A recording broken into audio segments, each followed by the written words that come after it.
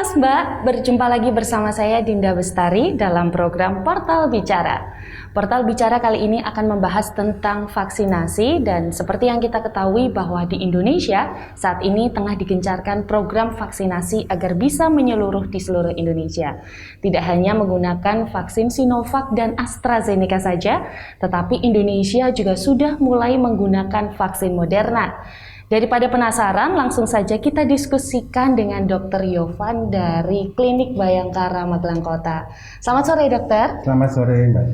Nah, dokter, katanya vaksin Moderna ini memiliki kipi yang lebih berasa ketika disuntikan ke tubuh seseorang.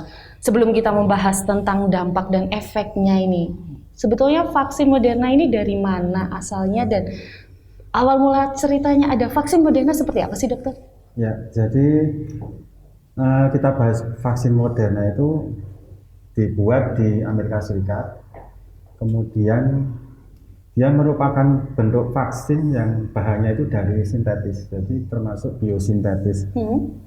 Vaksin Moderna sendiri sama dengan vaksin Pfizer, jadi bahannya sama dari sintetis bernama messenger RNA. Jadi mRNA itu dibikin sedemikian rupa dengan teknik tertentu menjadi sebuah vaksin yang dikhususkan untuk penyakit COVID-19.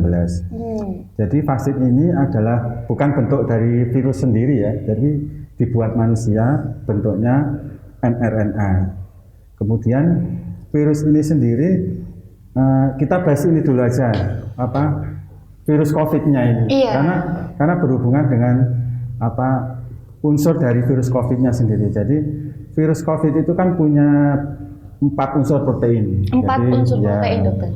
Protein spike atau S namanya, kemudian protein envelope, kemudian protein metrik atau metrik protein, dan yang terakhir nukleokapsid protein.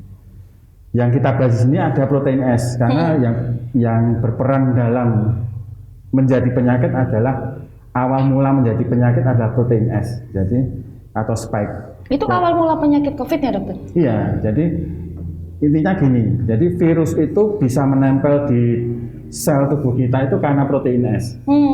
Fungsinya protein S itu kalau manusia juga tangan itu, jadi tangan menempel kemudian dia bikin pintu masuk.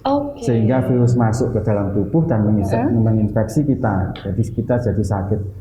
Nah, mRNA ini dibikin sedemikian rupa seperti protein S itu sendiri, jadi protein spike, jadi hampir sama, bahkan dia mirip atau identik ya sama protein S, sehingga ketika vaksin mRNA atau Moderna ini dimasukkan ke tubuh kita membuat perlindungan karena ada antigen. Ini kok ada protein S, kemudian antibodi membuat antinya.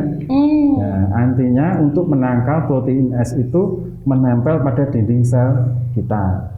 Nah, itu vaksin Moderna itu seperti itu. Jadi dibikin supaya besok ya virus COVID yang memapar kita itu tidak menempel pada dinding. Dengan cara apa?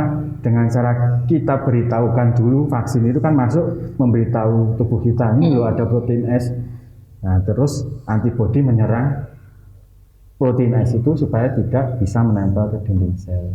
Seperti itu. Jadi beda dengan vaksin-vaksin yang terdahulu. Ini termasuk vaksin baru ya. Jadi mRNA itu baru digunakan manusia itu setelah ada COVID. Jadi sebelumnya nggak pernah digunakan.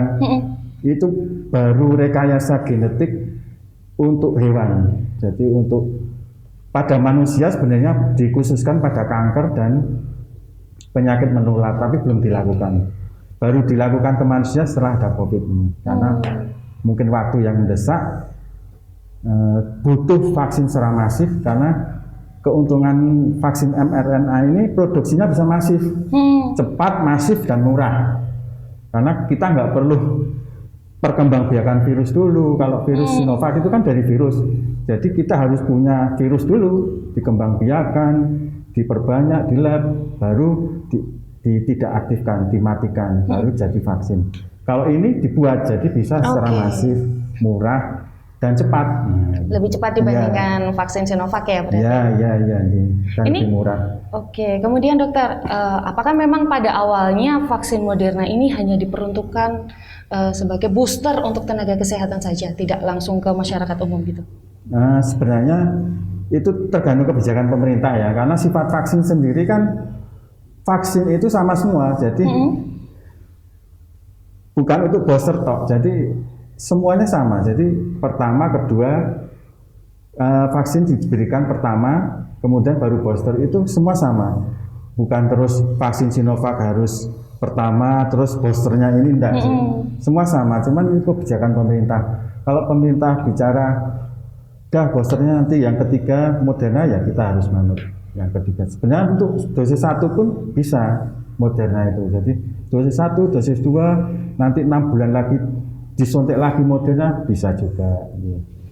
Ini asalnya vaksin Moderna dari negara mana, dokter? Dari negara Amerika Serikat. Amerika Serikat itu dari tadi. Moderna Incorporation ya, kalau nggak salah nih. Kalau di perbandingannya ini dokter, di Amerika sama di Indonesia, itu penerapan vaksin Moderna untuk dosis ketiganya itu sama atau beda? Saya kira beda ya, kalau di sana karena vaksin Moderna itu dijadikan utama, jadi mungkin dari pertama kali sudah pakai Moderna. Yeah. Kalau di sini masih digunakan sebagai dosis ketiganya ya dokter? Dosis booster, karena memang efikasi Moderna itu di bawahnya Pfizer, jadi di bawahnya Pfizer tapi cuma terpaut sedikit, jadi 94 efikasinya, 94%. Jadi kemanjuran vaksin ini untuk individu tidak terpapar COVID itu 94%. Kalau Pfizer itu 95%. Kalau Sinovac itu di negara tertentu memang tinggi, tapi di Indonesia kita diuji oleh pemerintah itu cuma 65,3% efikasinya ya. Kalau memang vaksin Moderna ini menjadi vaksin dosis ketiga di Indonesia, itu nggak apa-apa dokter kalau misalkan vaksin 1-2-nya Sinovac, terus yang ketiga Moderna, itu tubuh akan menerima dengan oke aja? Ya, sebenarnya gini, prinsipnya hanya waktu aja. Waktu kita memberikan vaksin. Kalau jangka waktu itu belum terpenuhi, itu efeknya jelek. Jadi misalnya Sinovac yang pertama, kemudian nanti 1 bulan lagi ganti Astra gitu. Sebenarnya jelek itu, karena kita belum pasti ya, keilmuan vaksin ini kan baru.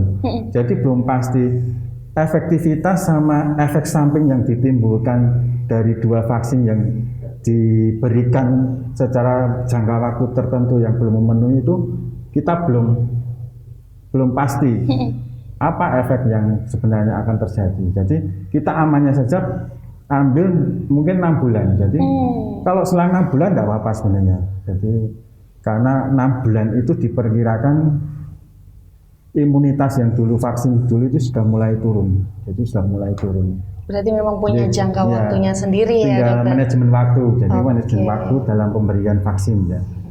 Obrolan kita semakin menarik ini Mas Mbak, jadi tahan dulu, jangan kemana-mana, tetap di Portal Bicara.